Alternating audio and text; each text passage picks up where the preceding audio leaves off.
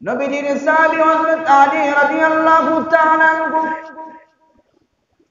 আল্লাহর নবীর কাছে যা বললেন, ইয়া রাসূলুল্লাহ, ইয়া হাবিবাল্লাহ, ওগো আল্লাহর পয়গম্বর, কিয়ামতের ময়দানে লক্ষ লক্ষ কোটি কোটি উম্মত সমূহের মধ্য থেকে আপনি আমাকে কিভাবে চিনবেন? ও রাহমাতাল লিল আলামিন, ওই দিন কি আমি আলীর কথা আপনি মনে রাখবেন? আল্লাহর নবী বলেন, আলী রে, তোমারে আমি একটি বিশেষ নসিহত করে যাই।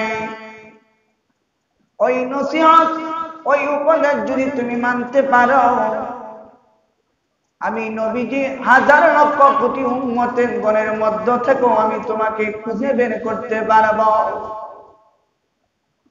আল্লাহর নবী রাহমাতাল লিল আলামিন কে হযরত আলী বললেন, ইয়া রাসূলুল্লাহ, ইয়া হাবিবাল্লাহ,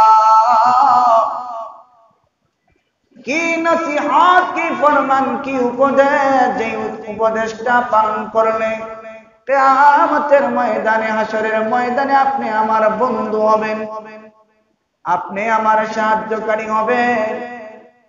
আল্লাহর নবী বলেন, ওরে আলী, তুমি যদি দুনিয়াতে তোমার পাড়া প্রতিবেশী, তুমি তোমার আত্মীয় স্বজনের সাথে সৎ ব্যবহার করে যদি তুমি কবরে যেতে পারো, আর তোমার ইন্তেকালের পরে যদি তোমার আত্মীয় স্বজন আল্লাহর কাছে দোয়া করে, ওগো আল্লাহ,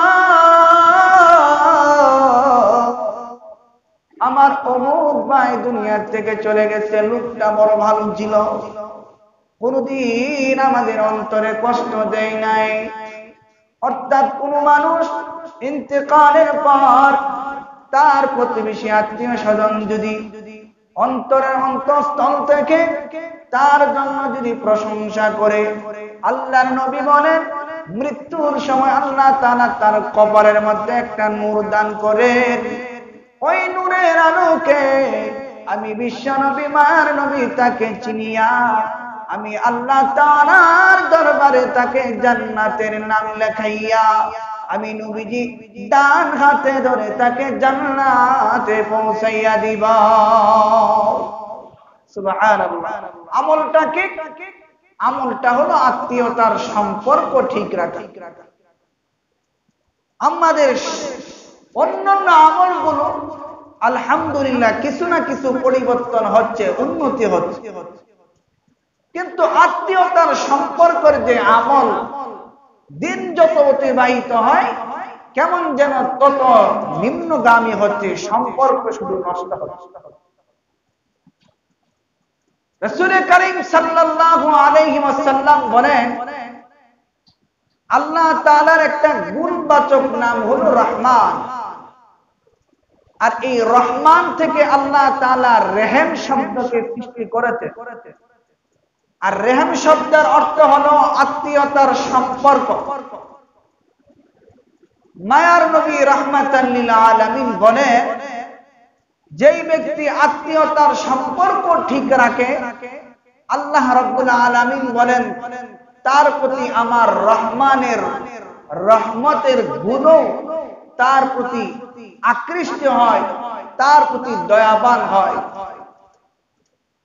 আল্লাহর নবী রাহমাতাল লিল আলামিন কে হযরত আবু বকর সিদ্দিক রাদিয়াল্লাহু তাআলা আনহু বলেন, ইয়া রাসূলুল্লাহ, ইয়া হাবিবাল্লাহ, আপনার আত্মীয় স্বজন আপনাকে এত কষ্ট দেয়, আপনি একটু আল্লাহ তাআলার কাছে অভিযোগ করলেই তো আপনি পারেন।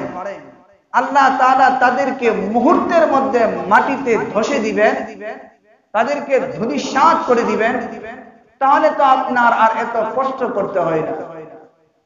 আল্লাহর নবী রাহমাতাল লিল আলামিন সিদ্দিক আকবর হযরত আবু বকর সিদ্দিক রাদিয়াল্লাহু তাআলা আনহু বললেন, আরে আবু বকর, আমি তো দুনিয়াতে রাহমাতাল লিল আলামিন এই উপাধি নিয়ে দুনিয়াতে আগমন করেছি। আমি তো আমার উম্মতের দয়ার কান্ডারি, দয়ার প্রতীক নিয়ে দুনিয়াতে আগমন করেছি। আমি তো আমার উম্মতদেরকে বদদোয়া দেওয়ার জন্য আমি আসি নাই। আমার আত্মীয় স্বজন আমাকে কষ্ট দিচ্ছে, এগুলো তো তারা দিন না জানার কারণে, ঈমান না আনার কারণে, আমার পরিচয়, আমার রবের পরিচয় তারা সঠিকভাবে না জানার কারণে তারা আমাকে কষ্ট দিচ্ছে। ও আবু বকর, আমি তাদের জন্য বদদোয়া দিলাম, তারা দুনিয়া থেকে বিদায় নিয়ে গেল, তারা ধ্বংস হয়ে গেল, তাহলে আমি এই কালিমার দাওয়াতটা কাদেরকে দিব? কার কাছে পৌঁছাবো? কে আমার দাওয়াতে ইসলাম গ্রহণ করবে? মায়ার নবী রাহমাতাল লিল আলামিনের এই আখলাকে হামিদা, উত্তম চরিত্রের মাধ্যমে কি জান্নাত, কি বুঝতে পারলাম? আমার নবীজির একটা গুণ ছিল, তিনি কখনো প্রতিশোধ নিতেন না। কেউ কষ্ট দিলে নবীজি তার সাথে সৎ ব্যবহার করতেন। কেউ নবীজিকে গালি দিলে নবীজি তার জন্য মাগফিরাতের দোয়া করতেন, হেদায়াতের দোয়া করতেন। নবীজি আমাদের মতো এরকম নালিশ আর অভিযোগের কেন্দ্র বক্স খুলে নবীজি আপোষ মীমাংসা করতেন না। নবীজি তার জন্য দোয়া করতেন যে আল্লাহ, সে বুঝে নাই আমাকে গালি দিয়েছে, আল্লাহ তুমি তাকে বুঝ দাও। বিশ্ব নবী রাহমাতাল লিল আলামিনের উম্মতদের গুণ তো এরকম হওয়া চাই যে মানুষ, আত্মীয় স্বজন না বুঝে অনেক সময় আমাদেরকে কটু কথা বলবে না। রাসূলের আদর্শ হলো পাল্টা কটু কথা না বলা, তাকে মাফ করা। রাসূল করিম সাল্লাল্লাহু আলাইহি ওয়াসাল্লাম বলেন, আল্লাহর নবী রাহমাতাল লিল আলামিন হাদিসে পাকের মধ্যে রাসূল করিম সাল্লাল্লাহু আলাইহি ওয়াসাল্লাম ইরশাদ করেন, জান্নাতে একটা গাছ আছে, এই গাছটার নাম হলো রহমান। রাসূল করিম সাল্লাল্লাহু আলাইহি ওয়াসাল্লাম বলেন, যেই ব্যক্তি দুনিয়াতে কোন মানুষের সাথে ভালো ব্যবহার করে, আত্মীয় স্বজনদের খোঁজ খবর নেয়, তাদের ভালো মন্দের পাশে দাঁড়ায়, তাদের সাথে সুসম্পর্ক রাখে, তখন ওই রহমান নামক গাছের মধ্যে ওই দুনিয়াদার জীবিত মানুষের নামটা আল্লাহ সুবহানাহু ওয়া তাআলা নিজের কুদরতি হাতে লিখে দেন আর ফেরেশতাদেরকে বলে দেন, ও ফেরেশতারা, আমার যেই বান্দা তার প্রতিবেশীর সাথে সুসম্পর্ক রাখলো, মৃত্যুর পর তার কোনো হিসাব নিকাশ তোমরা নিবা না, তার মৃত্যু হইতে দেরি হবে, তাকে জান্নাতে পৌঁছে দিবা। সুবহানাল্লাহ। অন্য কোন আমলের ক্ষেত্রে কিন্তু এত গ্যারান্টি দেওয়া হয় নাই। বলা হচ্ছে নামাজ পড়বা, আল্লাহ তাআলা তোমাকে মাফ করে দিবেন, কিন্তু তোমার হিসাব আল্লাহ তাআলা বিনা হিসাবে জান্নাত দিবেন, এই কথা কিন্তু আল্লাহ তাআলা বলেন নাই। আল্লাহ সুবহানাহু ওয়া তাআলা বলেছেন, রোজা রাখবা, রোজাটা তোমার জাহান্নামের ঢাল হবে, জাহান্নামে যাওয়ার বাধা হবে, কিন্তু আল্লাহ সুবহানাহু ওয়া তাআলা এই কথা বলেন নাই যে রোজা রাখবা, আল্লাহ তাআলা তোমাকে হিসাবের কষ্ট ব্যতীত তোমাকে জান্নাত দিবে, এই কথা রাসূল করিম সাল্লাল্লাহু আলাইহি সাল্লাম বলেন নাই, আল্লাহ সুবহানাহু ওয়া তাআলা বলেন নাই। কিন্তু একটা নেক আমলের কথা বলেছেন, যেই আমলটা যদি আমরা কেউ ধরে রাখতে পারি, তাহলে আল্লাহ সুবহানাহু ওয়া তাআলা মৃত্যুর পরে আমাদেরকে হিসাবের কষ্টে আল্লাহ তাআলা আমাদেরকে ফেলবেন না। সেই নেক আমলটা হলো আত্মীয়তার সম্পর্ক ঠিক রাখা। সাহাবাই আজমাইনের মধ্য থেকে একজন সাহাবী হলেন হযরত আবু যর গিফারি রাদিয়াল্লাহু তাআলা আনহু। তিনি বলেন, আল্লাহর নবী রাহমাতাল লিল আলামিন হাবিবে কিবরিয়া একদিন আমাদের সাহাবীদেরকে নিয়ে তিনি আলোচনা করতেছিলেন। হঠাৎ করে নবীজি বলেন যে এই মজলিসের মধ্যে যদি এরকম কোন ব্যক্তি থাকে যেই ব্যক্তি আত্মীয়তার সম্পর্ক ছিন্ন করেছে, সে যেন এই মজলিস থেকে উঠে যায়। কারণ এখন আমরা আল্লাহ সুবহানাহু ওয়া তাআলার কাছে দোয়া করব, আর যেই মজলিসের মধ্যে আত্মীয়তার সম্পর্ক ছিন্নকারী ব্যক্তি থাকে, ওই মজলিসের কারো দোয়া আল্লাহ তাআলার দরবারে কবুল হয় না। তখন হযরত আবু যর গিফারি রাদিয়াল্লাহু তাআলা আনহু বলেন, আমি রাসূল করিম সাল্লাল্লাহু আলাইহি ওয়াসাল্লামের জবান মুবারক থেকে এই বাণী শোনার সাথে সাথে আমি মজলিস থেকে উঠে গেলাম। উঠে যাইয়া সরাসরি আমার মার বোন খালার কাছে চলে গেলাম। যে খালার কাছে যে আমি মাপ চাইলাম, যে খালা আমি তো আপনার দিলের মধ্যে কষ্ট দিয়েছি। আর আল্লাহর নবী রাহমাতুল লিল আলামিন বলেন, যদি কোনো মানুষ তার আত্মীয় স্বজনের দিলে আঘাত দেয়, তার দোয়া নাকি কবুল হয় না, তার ঈমান নসিব হয় না, তার কোনো নেক আমল আল্লাহ তাআলার দরবারে কবুল হয় না, উপস্থিত হয় না। খালা গো, আপনি তো আমার মার বোন, আপনি তো আমার নিকটতম আত্মীয়, মেহেরবানি করে আপনি আমাকে মাফ করে দেন। খালা যখন মাফ করে দিল, তখন রাসূল করিম সাল্লাল্লাহু আলাইহি ওয়াসাল্লামের দরবারে হযরত আবু যর গিফারি রাদিয়াল্লাহু তাআলা আনহু পুনরায় চলে গেলেন, দোয়াতে শরীক হইলেন। দোয়ার পরে রাসূল করিম সাল্লাল্লাহু আলাইহি ওয়াসাল্লাম বলেন, ও সাহাবীরা, আজকে যে আমরা দোয়া করলাম, জানেন কার উসিলায় আল্লাহ সুবহানাহু ওয়া তাআলা আজকে আমাদের দোয়া কবুল করেছেন? সাহাবীরা বললেন, আল্লাহু আ'লামু ওয়া রাসূলুহু, আল্লাহ এবং আল্লাহর রাসূল সাল্লাল্লাহু আলাইহি ওয়াসাল্লাম সবচাইতে ভালো জানেন কার উসিলায় আল্লাহ তাআলা আজকের এই দোয়া কবুল করেছেন।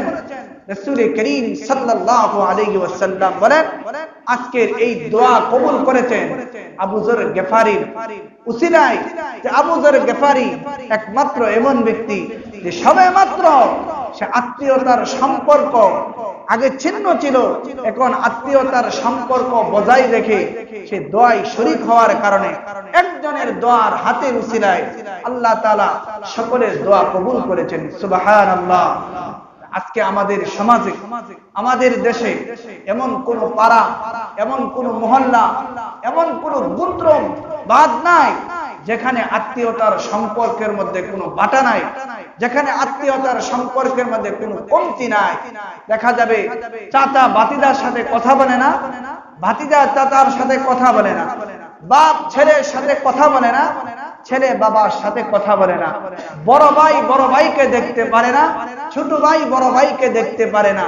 আল্লাহ রাসূল সাল্লাল্লাহু আলাইহি ওয়াসাল্লাম বলেন, যে সমাজের মধ্যে এরকম মানুষ থাকবে যে কেউ কারোর সাথে সম্পর্ক সঠিকভাবে রাখে না, রাসূল করিম সাল্লাল্লাহু আলাইহি ওয়াসাল্লাম বলেন, ওই সমাজের মধ্যে রহমত আসবে না।